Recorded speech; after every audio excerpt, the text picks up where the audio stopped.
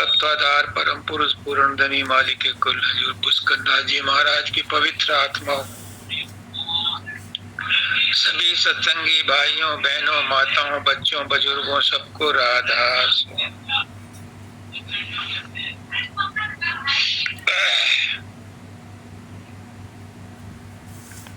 आज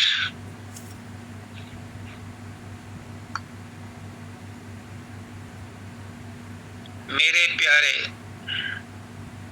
पवित्र आत्मा, मेरा स्वरूप, मेरा निज स्वरूप पंकज का वैभव दिवस है, निर्वाण दिवस है। वैसे तो 23 तारीख को ऑफिशियली है, पर 22 तारीख को ही वो, और उस दिन भी संडे ही था और सत्संग भी कैंसिल करना पड़ा था। शायद पहला सत्संग था जो मैंने कैंसिल किया था।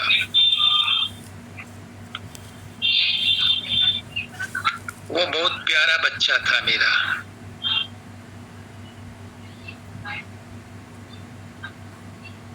वो अपना काम करने आया और करके चला गया।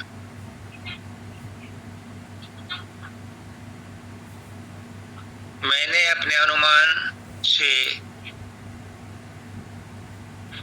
अपने ज्ञान से, अपनी आत्मा से, अपने शब्द योग से ये जांच परख कर ली कि वो सतलोक में सतपुरुष से, पुष्करनाथ जी महाराज से मिलकर एक हो गया। उसका जन्म नहीं होगा।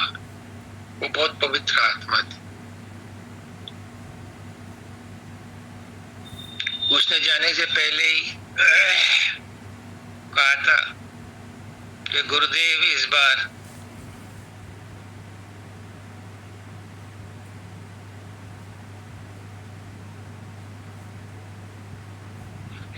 गुरु पूर्णिमा का सत्संग हमारे घर हो जाए। मैंने कहा बहुत अच्छी बात है। अब वो तो भौतिक शोले से गए और सत्संग उनके घर पर हुआ, तो ये हर एक के बस की बात नहीं है।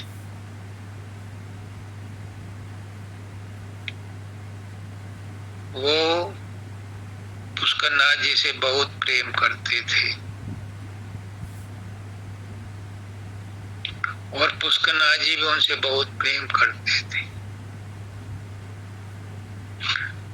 हम सब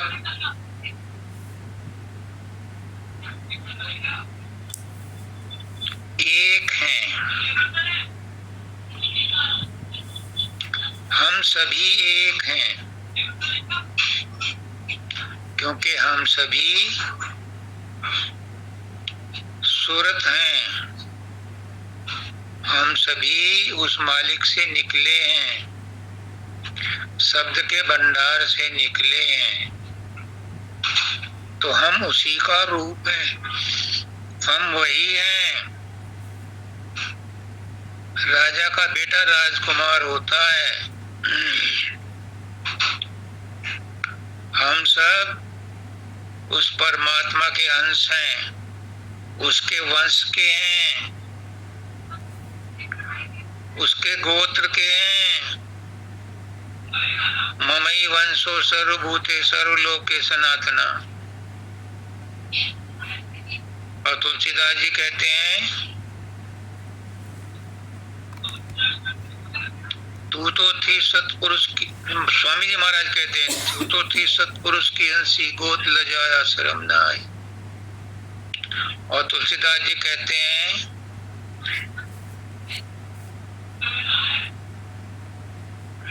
क्या है वो,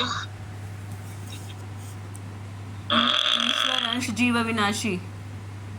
हाँ, ईश्वर अंश, जीव अविनाशी। हम सब अविनाशी हैं, उसी अविनाशी के अंश हैं, क्योंकि शब्द रूप में हम सब उसी के अंश हैं। लेकिन एक समस्या आकर के खड़ी हो गई। क्या?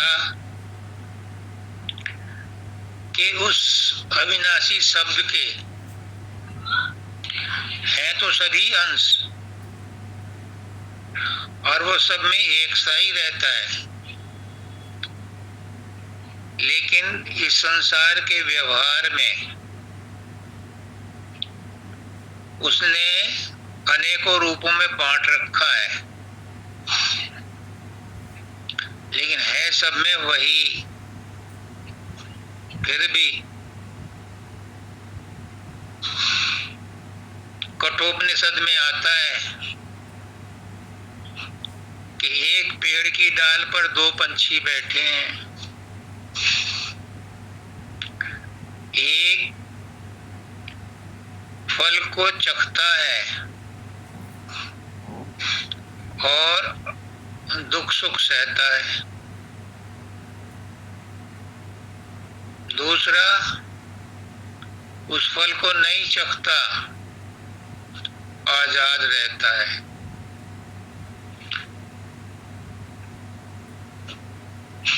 मानव दयाल जी ने एक बार कहा था कि एडम और एव यानी आदि पुरुष, शांतनु नहीं, मनु महाराज, मनु और शतवा, और शतवा, हाँ,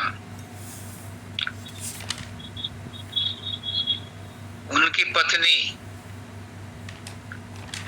एडम और एव थे। तो किसी ने कहा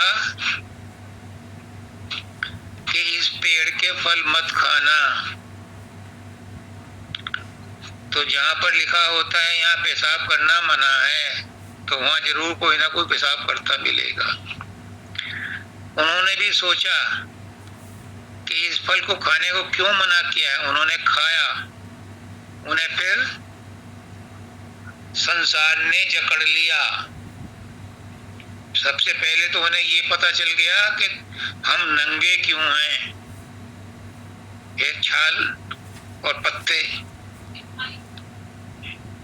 से अपने शरीर को ढका, और फिर उस फल के खाने का प्रभाव क्या हुआ कि आवागमन के चक्र में फंस गए।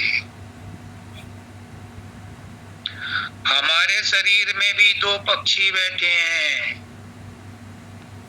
कहने का मुद्दा ये है, हमारे शरीर में भी दो अविनाशी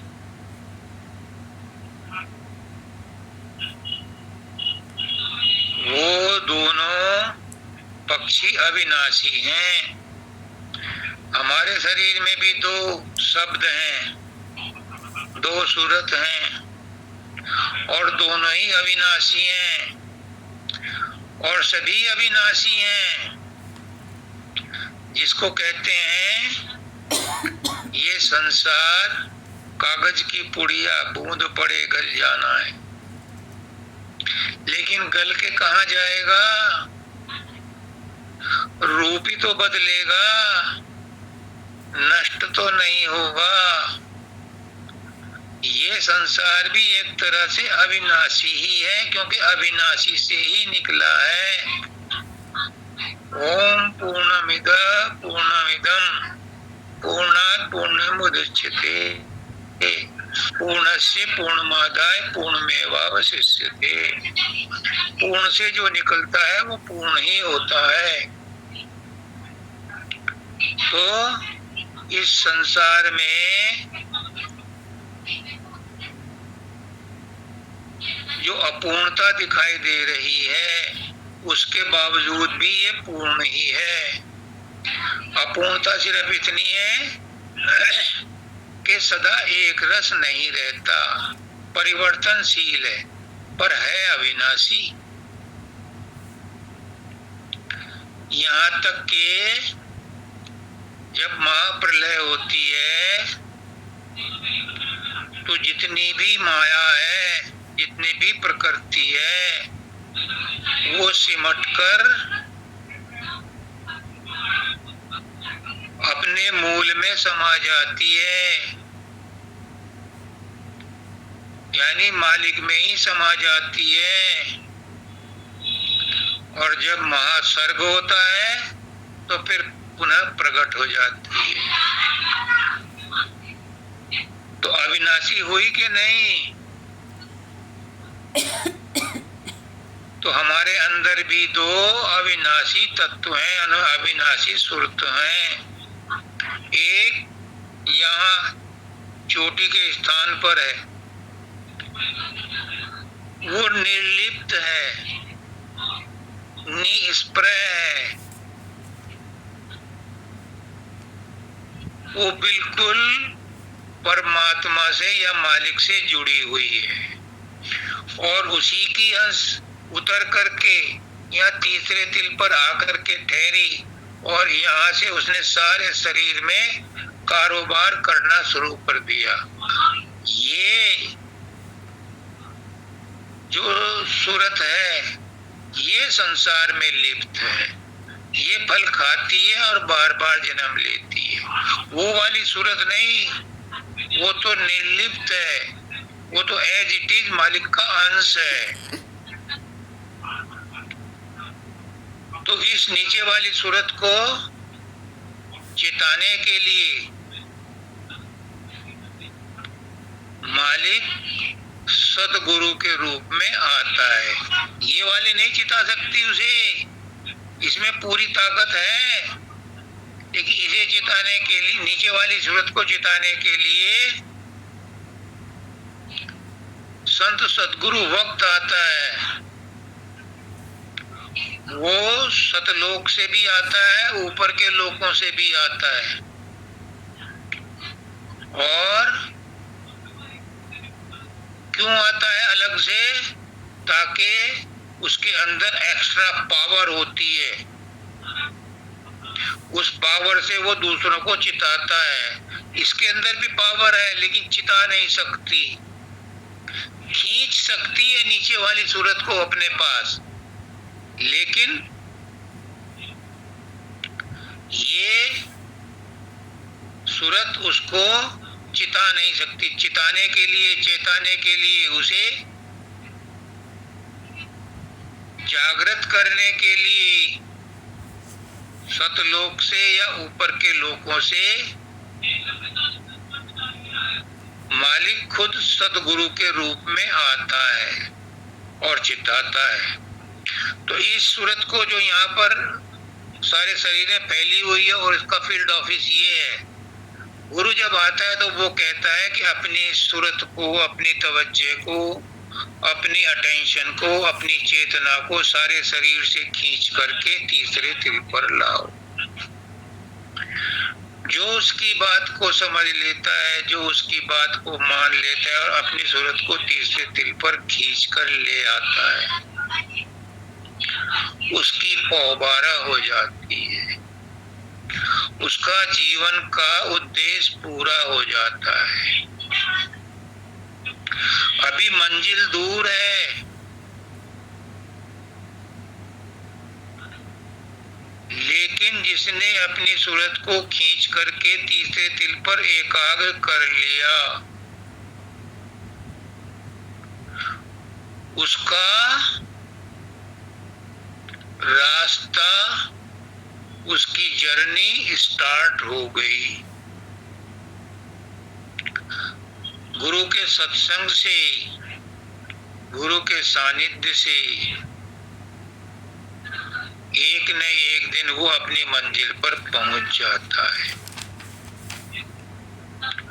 और इसका ताजा लाइव एग्जाम्पल, प्रमाण चाहिए, प्रमाण आपको करके देखो अपनी सूरत को तीसरे तिल पर एकाग्र। जोर लगाने की जरूरत नहीं है, स्वाभाविक रूप से जो गुरु ने नाम दिया है राधा स्वामी नाम, माता जी ने कहा। ये राधा स्वामी नाम क्या है? ये अपना ही नाम है, निज नाम है। राधा स्वामी गाय कर जन्म सफल कर ले, और यही नाम निज नाम है, चित अपने धर ले। तो अपना नाम लेने में कौन सी दिक्कत आ रही है? संस्कृत में कोई ऐसा श्लोक हो जो याद ना होता हो तो समझ में बात आती है, लेकिन अपना ही नाम लेने में कौन सी दिक्कत आती है? और वो भी नहीं लिया जाता। दुनिया के नाम तो हर वक्त लेते हो, स्वप्न में भी लेते हो, बड़बड़ाते हो, पर अपना ही नाम नहीं लिया जाता। बड़े अफसोस की बात। गुरु ने अपना ही नाम दिया है। ये नाम बड़ा ताकतवर है, क्योंकि इस नाम के अंदर सारी शक्ति मौजूद है। अब सुनो कैसे है। जो सूरत है वही राधा है, वो ईको है, और जहां से आई है वो शब्द है, और वो शब्द का भंडार हमारे यहाँ पर भी है, चोटी पर। यहीं से वो सूरत नीचे उतरी थी और सारे शरीर में आई है। तो वही राधा है, वही सूरत है, वही शब्द है, वही स्वामी है। तो इस राधा स्वामी में बड़ी ताकत है, क्योंकि ये मालिक का निज नाम है, ये हमारा निज नाम है, ये हमारे वंश का नाम है, ये हमारे गोत्र का नाम है। इसे याद करने में क्या दिक्कत है? और फिर गुरु साक्षात आपको ये बात बताता है तो उसी के रूप का सहारा ले लो। उस मालिक को तो तुमने नहीं देखा, मैंने भी नहीं देखा, उसकी जान पहचान भी नहीं है। ये राधा स्वामी नाम हमने ले लिया, गुरु ने दे दिया, अच्छा है, लेकिन इसकी जान पहचान तो हो ही नहीं। किसका नाम है हमें नहीं पता। मैं ही तो कह रहा हूं तुम्हारा नाम है, तुम्हें यकीन कैसे आएगा? तुम्हें यकीन करने के लिए गुरु कहता है कि मैं जो तुम्हें नाम दे रहा हूं, अपना कमाया हुआ नाम दे रहा हूं, ये मेरा नाम है। तब तो तुम्हें यकीन कर लेना चाहिए कि गुरु का नाम है। अब जिसका तुम नाम लेते हो संसार में, उसका रूप बन जाता है कि नहीं बन जाता? चाहे पति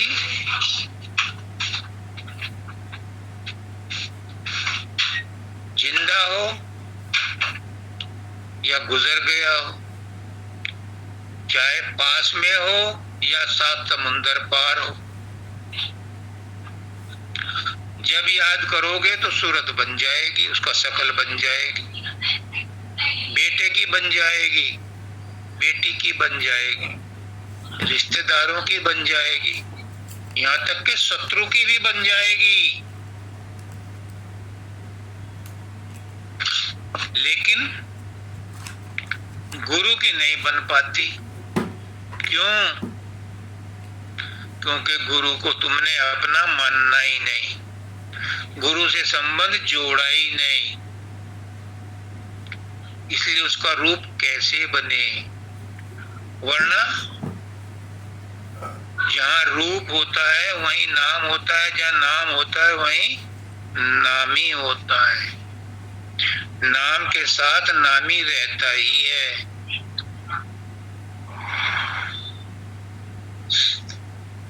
रूप के साथ रूपवान रहता ही है, मगर शर्त ये है कि उससे थोड़ी बहुत मोहब्बत हो, उससे जान पहचान हो। कई बार ट्रेन में चलते जाते अक्सर ऐसा लगता है इसको कहीं देखा है, भले ही नाम ना याद आ रहा हो, रूप फिर भी याद आ जाता है, यार कहीं देखा था।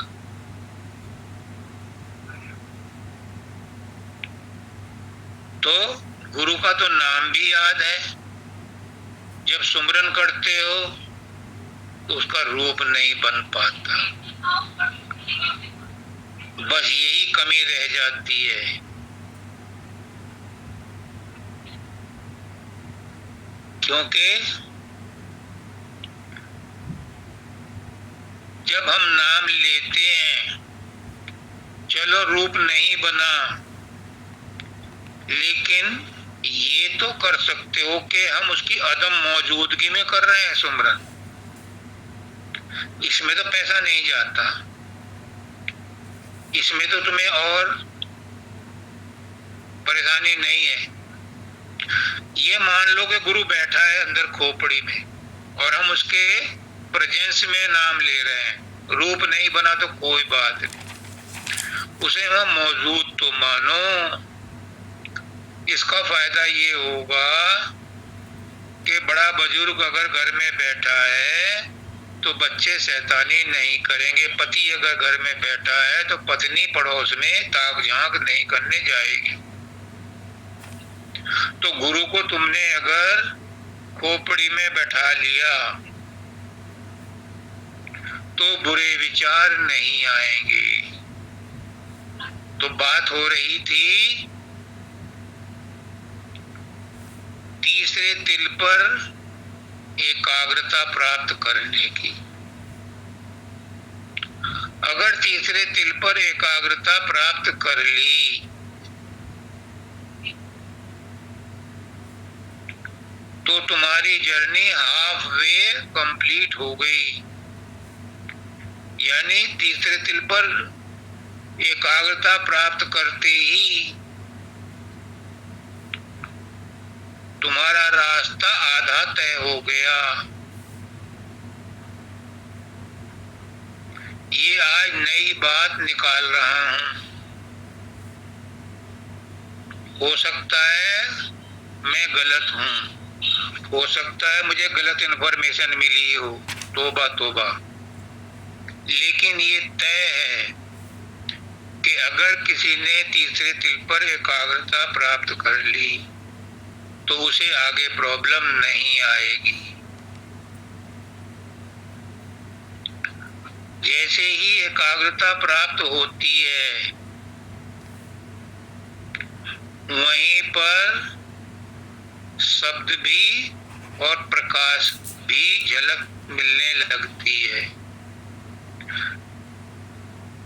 अब आपने जो बांध बनाया है तीसरे तिल पर एकाग्रता का, इसे गुरु की मदद से, गुरु की सहायता से, गुरु को याद करके, गुरु का स्वरूप बना के, गुरु के पास जा करके पूछो अब क्या करूं, तो वो कहेगा ऊपर को चढ़ बेटा। ऊपर में तीसरे तिल के बिल्कुल नजदीक ही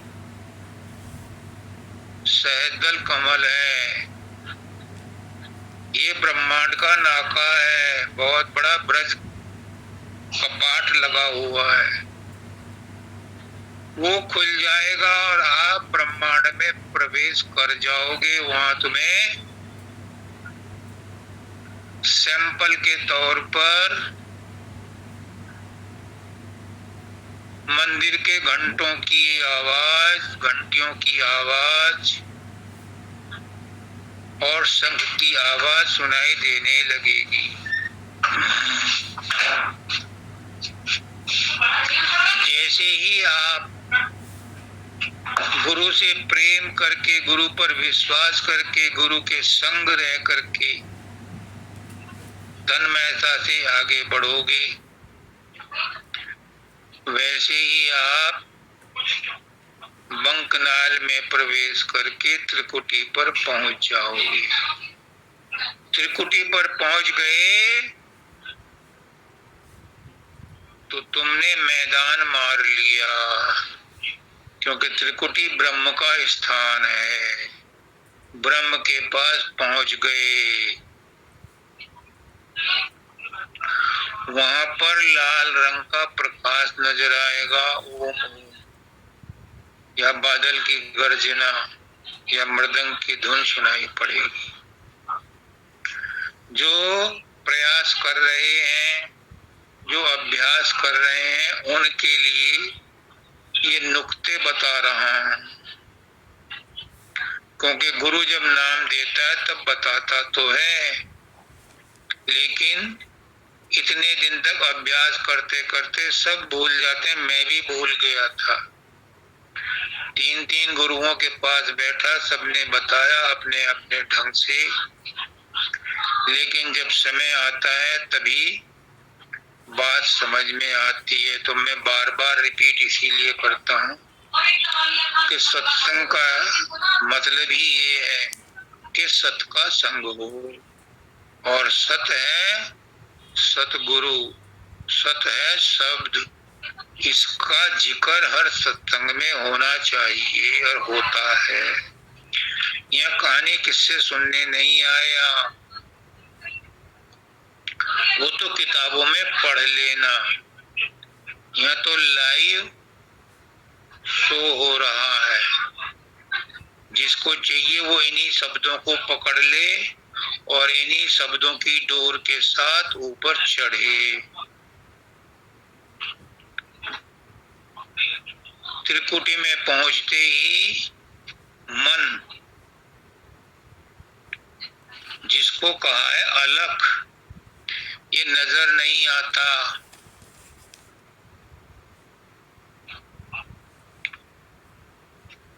इसको कहा है गांधी जी ने, साधो ये मन समझन जो। ये किसी के बस में नहीं आता, क्योंकि ये ब्रह्मांडी मन का अंश है, ब्रह्म का ही अंश है, माया का ही अंश है। ये बहुत ताकतवर है, जो चाहे कर दे, उलट पुलट कर दे। छिन में तुष्टा, छिन में रुष्टा, क्षण भर में प्रसन्न होता है, क्षण भर में नाराज हो जाता है, क्षण भर में राजा बन जाता है, क्षण भर में भिखारी बन जाता है, क्षण भर में दयालु बन जाता है, भगत बन जाता है, और क्षण भर में व्यभिचारी बन जाता है, विषय वासनाओं में घुस जाता है, पता भी नहीं चलता। ये शब्द सुन करके जब सूरत के साथ त्रिकुटी तक पहुंचता है तो त्रिकुटी में विश्राम करता है, और इसकी पकड़ अकड़ जकड़ ढीली पड़ जाती है। फिर सूरत इसके फंदे से निकल करके शून्य में पहुंचती है, जो आत्म पद है। इस आत्म पद में पहुंच करके वो फिर मानसरोवर में नहाती है, क्योंकि उसके ऊपर मन तो पीछे रह गया, पर उसके अंश, उसका असर उस पर रहता है। जब मानसरोवर में नहाती है तो वो असर खत्म हो जाता है। जब असर खत्म हो जाता है तो वो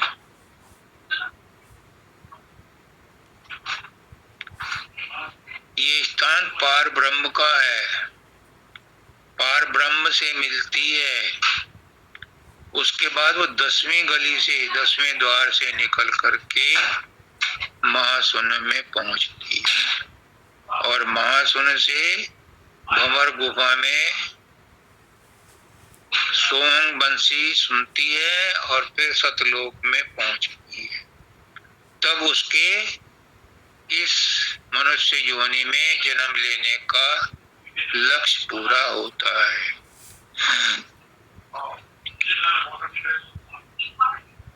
तो सदगुरु पकड़ी बांह। सदगुरु कैसे बांह पकड़ता है? सदगुरु आता ही है बांह पकड़ने के लिए।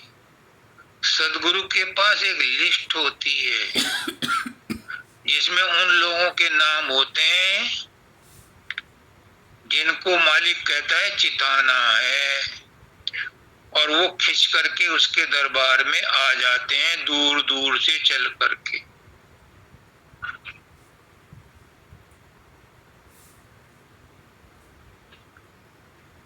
जब वो उसके पास आते हैं तो उन्हें वो नाम दान देता है, यानी अपने सूरत शब्द योग के कॉलेज में एडमिशन देता है।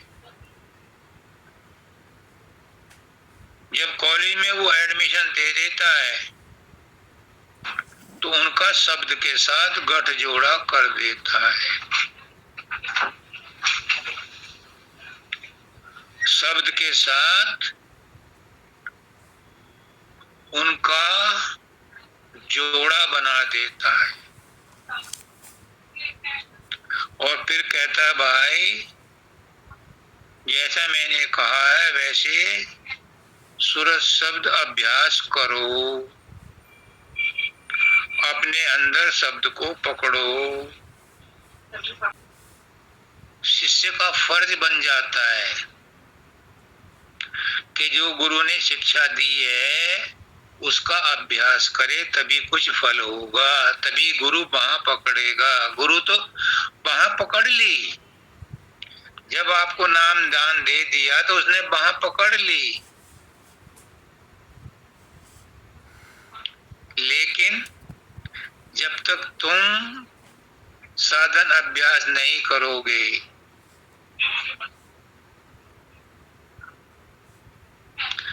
वो बांह पकड़ी रह जाएगी। क्योंकि स्वामी जी महाराज कहते हैं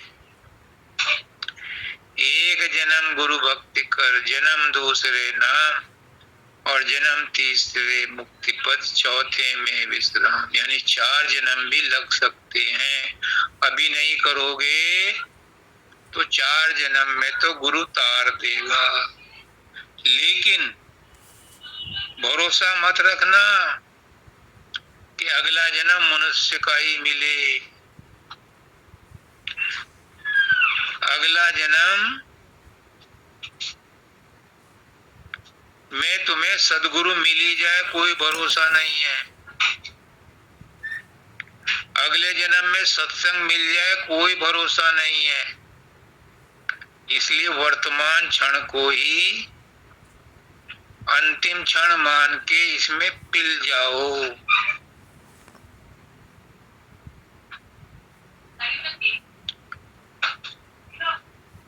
जब तुम अपनी तरफ से पूरी कोशिश करोगे तो जो कमी समी रहेगी उसे गुरु पूरा कर देगा, क्योंकि उसने बांह पकड़ ली है।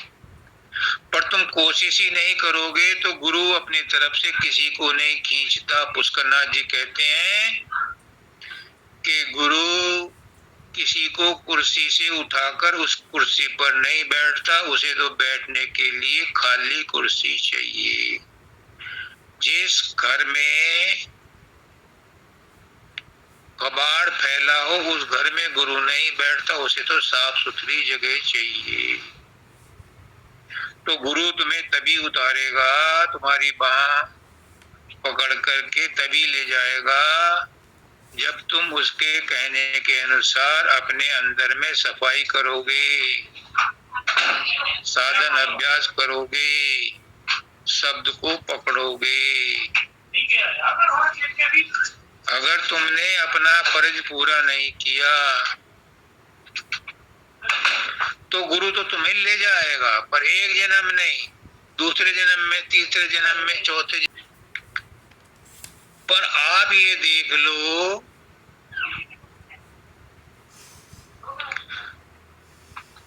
कि भविष्य की क्या गारंटी।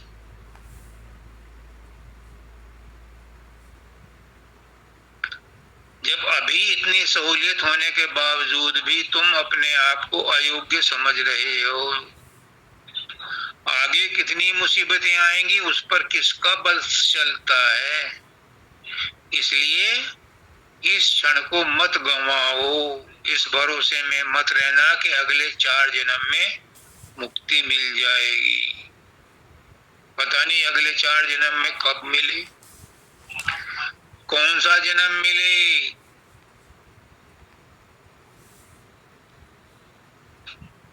जो वो थे देवव्रत भीष्म पिता में 106 साल बाद, 106 जन्म बाद, तुम 4 जन्म की बात कर रहे हो, 106 जन्म बाद याद आया उन्हें कि एक सांप को झाड़ी पर डाला था, उसका फल ये मिला कि 106 जन्म बाद तीरों की सैया पर 3 महीने काटने पड़े। तो अभी सुहावना मौका है, सुनहरा मौका है, गोल्डन अपॉर्चुनिटी है, इसी में काम बना लो। अगर संसार की सुख सुविधाओं को तिलांजलि देना पड़े तो दे डालो। मैं ये नहीं कहता, कोई भी गुरु ये नहीं कहता कि तुम सन्यासी हो जाओ या घर बार छोड़ दो, नहीं। संसार के सारे काम करो, संसार में रहो, सारी जिम्मेदारियां पूरी करो, लेकिन जो प्राइम ड्यूटी है, जो मेन काम है, जो परमात्मा का, जो गुरु का सुमरन ध्यान का समय है, उसमें मत कटौती करो, उसको पूरा करो, और समय में और काम करो। और ये सुमरन ध्यान तो चलते फिरते भी कर सकते हो, क्यों बहाना ढूंढते हो, समय नहीं मिलता।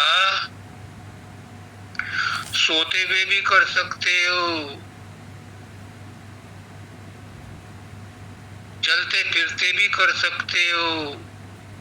हाँ, दिमागी काम करते हो तो सुमरन नहीं होगा, पर उसका नाजी कहते हैं कि 24 घंटे बैकग्राउंड में तो रख सकते हो गुरु को, उसमें तो कुछ खर्च नहीं होता। कितनी गुरुओं ने आसान आसान तरीके बता दिए, लेकिन फिर भी कान पर जूं नहीं चलती, फिर भी कहते हैं आप करवा लो, हमसे तो होता नहीं। गुरु कहता है कि मैं तो करवा लूंगा, तुमसे नहीं होता तो मैं तो करवा लूंगा, परंतु तुम अपने आप को इतना कमजोर तो बना लो, इतने शरणागत तो हो जाओ कि गुरु तुमसे सब काम अपने आप करवा ले, वो भी तुमसे नहीं होता। तो फिर समर्पण ही कर दो, समर्पण भी नहीं होता। याद तो कर लो, याद भी नहीं कर सकते, ध्यान तो कर लो, ध्यान भी नहीं कर सकते। तो जो करते हो वही समर्पण कर दो ना। तुम झूठ बोलते हो, तुम 420 ही करते हो, तुम संसार में सब कुछ करते हो, शाम को गुरु को वही अर्पण कर दो, आज मैंने ये किया, ये ले लो। पत्रम पुष्पम फलम तोयम, पत्र पुष्प फल और पानी जो भी तुम मुझे अर्पण करोगे मैं उसे प्रेम से स्वीकार कर लूंगा। अपने गुनाह ही दे दो उसे, वो भी नहीं देते। अपनी चिंताएं दे दो उसे, वो भी नहीं देते।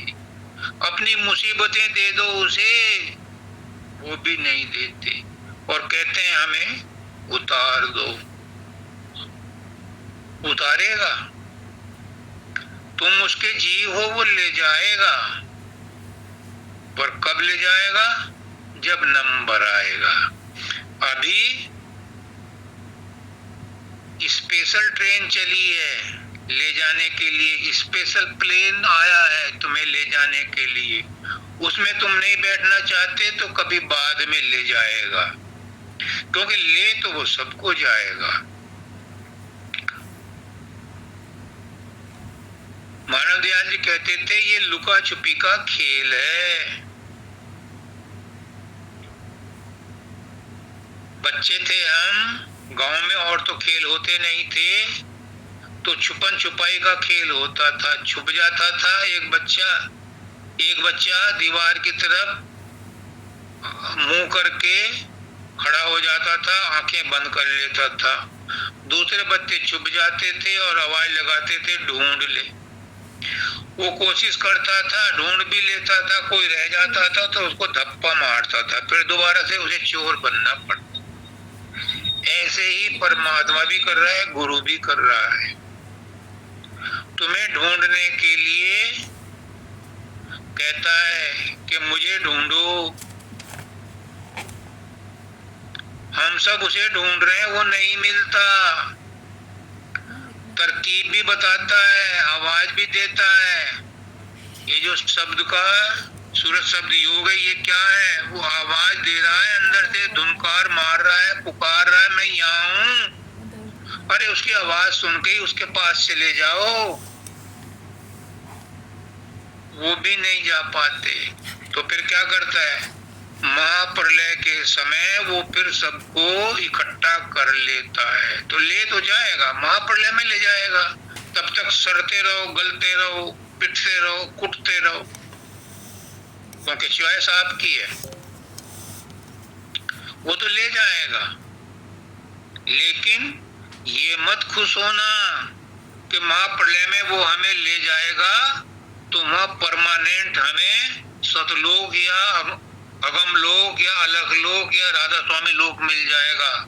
नहीं, जो गुनाह किए हैं वो तुम्हें यहाँ भुगतने के लिए फिर आना पड़ेगा।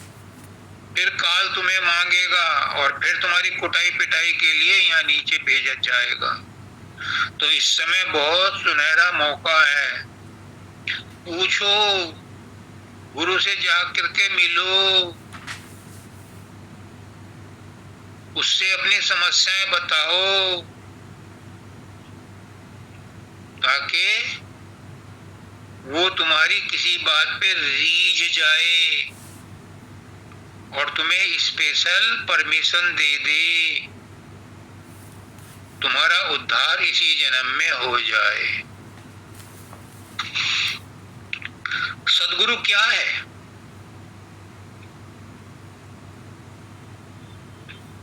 सद्गुरु परमात्मा ही है, मालिक ही है। सद्गुरु का स्वरूप भी बहुत कीमती है, बहुत मूल्यवान है। बिजली की तार में करंट आता है,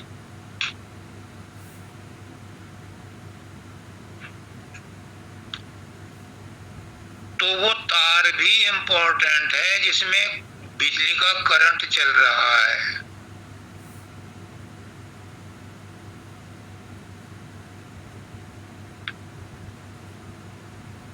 अगर बिजली इस्तेमाल करनी है तो बिजली के तार के द्वारा ही इस्तेमाल की जा सकती है, डायरेक्ट बिजली को आप इस्तेमाल नहीं कर सकते। सतगुरु के शरीर में रहते हुए ही तुम मुझसे संपर्क कर सकते हो। जब सतगुरु चोला छोड़ता है तो दूसरे किसी को मुकर्रर करके जाता है कि ये आगे लोगों को सत का पता देगा। यानी एक तार जब खराब हो जाता है तो दूसरा बदल दिया जाता है। इसी तरह से सदगुरु का शरीर भी बदलता रहता है, लेकिन करंट वही रहता है। तो उस करंट को इस सदगुरु के स्वरूप में ही फायदा उठा लो। डायरेक्ट तुम उससे फायदा नहीं उठा सकते। मानव दयाल जी कहते थे कि सदगुरु के पास अनलिमिटेड पावर है, एनर्जी है, ऊर्जा है। वो वहां से उस एनर्जी को लेकर के आप लोगों तक 220 वोल्ट में कन्वर्ट करके भेजता है। एक हाथ उसका मालिक से जुड़ा होता है, दूसरा हाथ आप लोगों के साथ में रहता है। उस हाई एनर्जी को लेकर के कम एनर्जी आपकी जरूरत के मुताबिक आपको देता रहता है। उससे फायदा उठा लो। डायरेक्ट नहीं जुड़ सकते।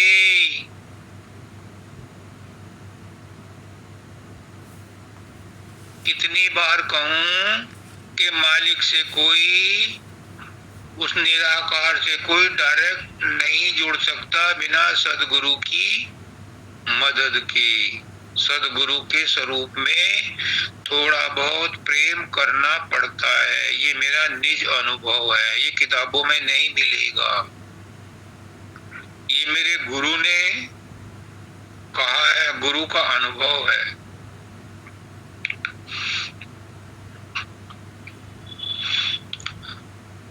एक चीज और समझ लो, आज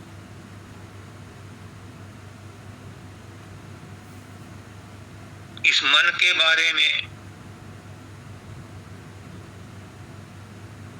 इन चक्रों के बारे में, चक्रों के चक्कर में क्यों पड़ते हो? 6 चक्र तो शरीर के हैं, 6 चक्र ब्रह्मांड के हैं, 6 चक्र दयाल देश के हैं। कहां तक इनको पार करोगे? तुम सदगुरु से जुड़ जाओ, वो मालिक से जुड़ा हुआ है, तुम्हें भी वहीं पहुंचा देगा। मानव दयाल जी कहते थे, और बाबा फकीर ने भी कहा है कि उन्हें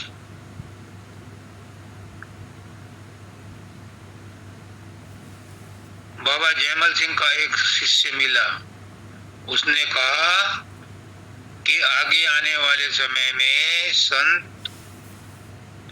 महासुन से आगे का साधन कराएंगे। मानव दयाल जी ने भी कहा कि संत सदगुरु वक्त चाहे तो किसी भी अभ्यासी को जिस पर वो प्रसन्न हो जाए महाशून्य में सीधा पहुंचा सकता है। बीच के चक्रों में उलझने की जरूरत ही नहीं है।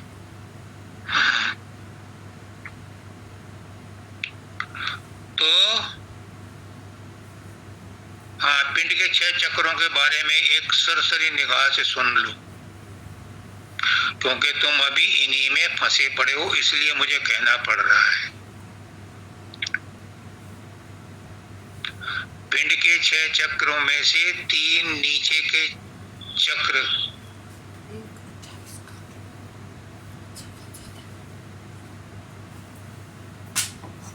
गुदा, स्वादिष्ठान और नाभि, मणिपुर, मणिपुर, मणिपुर, अनाहत, हाँ नाभि, मणिपुर, ये 3 पशु वृत्ति के हैं। इन तीनों में मनुष्य और पशु एक समान व्यवहार करते हैं।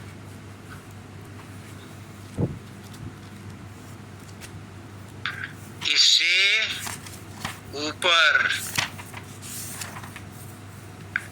एक चक्र है जो नर चक्र है, मनुष्य का चक्र है। वो है अनाहत चक्र। बस एक चक्र है आपके लिए, 3 चक्र तो पशुओं के लिए और तुम्हारे कॉमन है। और अनाहत से ऊपर कहते हैं कि इस शरीर में 33 प्रकार के देवी देवताएं होंगे, है सही है। लेकिन इन 6 चक्रों में भी जो कंठ चक्र है, विशुद्ध चक्र कहते हैं जिसे, इसमें शिव और शक्ति का वास है। ये सुर हैं, ये देवता हैं। 5 हो गए। अब छठा चक्र जिस पर मैंने इतना सत्संग दिया, तीसरे तिल पर एकाग्रता प्राप्त करने के लिए, ये वो जगह है जहां से आप अंदर घुस के ब्रह्मांड को पार करके और दयाल देश में जा सकते हो, सतलोक में जा सकते हो। इसलिए संक्षेप में इन 6 चक्रों की बात बताई कि तीसरा तिल ही वो नाका है, ब्रह्मांड का नाका, जिसे पार करके, जिसमें घुस करके आप ब्रह्मांड को पार करते हुए गुरु की मदद से दयाल देश में जा सकते हो।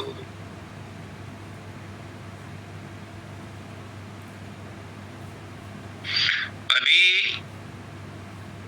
आचार्य वंदिता ने कहा, गुरु और बाबा फकीर ने भी कहा कि वाणी जालम महाजालम, वाणी का जाल महाजाल है, इसी में उलझ जाते हैं सभी ज्ञानी। वाणी के जाल में उलझ जाते हैं, शब्द जाल में उलझ जाते हैं। और मानव दयाल जी कहते थे कि हम तो फिलोसफर हैं, झूठ को सच करना हमारा काम है। बातों में ऐसा उलझाते हैं कि झूठ को ही सच करके दिखा देते हैं। इसलिए शब्दों में मत फंसो। आचार्य वंदिता ने कहा, गुरु शब्दों में नहीं फंसाता, हाँ शब्द में पहुंचा देता है, शब्द में फंसाता नहीं है। शब्द से निकाल करके, शब्द के द्वारा, by the word, to the word, for the word, तुम्हें अशब्द गति में पहुंचा देता है। और क्या चाहिए? इसके अलावा और क्या चाहिए? सारा कुछ तो तुम्हारे पास है, तुम्हारे अंदर है। वो शब्द जो खोपड़ी में बैठा है यहाँ चोटी के स्थान पर, वही स्वामी है, वही राधा स्वामी है। और नीचे का जो शब्द है ये राधा है। ये राधा उस स्वामी की धुन को पकड़ करके उस स्वामी तक पहुंचना है इसने, तो ये राधा स्वामी बन जाएगी। सूरत जो इस समय फंसी है, जिसको जीव कहते हैं, जीवात्मा कहते हैं, इस शरीर में फंसी है। जब ये ऊपर की सूरत की धुन को सुन करके उसे पकड़ करके ऊपर जाएगी, तो ये भी आजाद हो जाएगी, मुक्त हो जाएगी। फिर संसार में रहते हुए, संसार का कर्जा चुकता करते हुए संसार में नहीं फंसेगी। ज्यादा मेहनत करने की जरूरत नहीं है, लेकिन गुरु से प्रेम करना जरूरी है। बिना प्रेम रीझे नहीं, तुलसी नंद किशोर। उस परमात्मा को तो देखा नहीं, और देख भी लिया मंदिरों में, मस्जिदों में, गुरुद्वारों में, तो वो किसी की बात का जवाब नहीं देता। तुम्हारे जो काम हो जाते हैं वो तो तुम्हारे विश्वास से हो जाते हैं, लेकिन अगर उस गुरु को, उस परमात्मा को, उस मालिक को, उस खुदा को सही में मिलना है तो पहले साकार रूप में सदगुरु से मिल लो, उससे जान पहचान कर लो, फिर वो तुम्हें निराकार तक पहुंचा देगा, क्योंकि वो उसके साथ जुड़ा हुआ है दोनों। आपको भी अपनी अवस्था में पहुंचा देगा। गुरु कर ले आप समान। गुरु का इतना ही स्वार्थ है, वो यही चाहता है कि सारे सत्संगी मुझ जैसे ही हो जाएं।